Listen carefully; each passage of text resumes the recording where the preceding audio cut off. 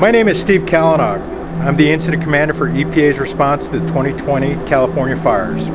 FEMA has tasked EPA to remove household hazardous waste from damaged properties in Santa Cruz, San Mateo, Monterey, Santa Clara, Fresno, Madera, and Butte counties.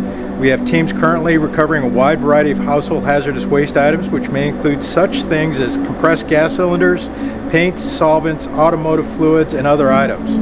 This is the first phase of the cleanup and the first step in recovery for these impacted areas.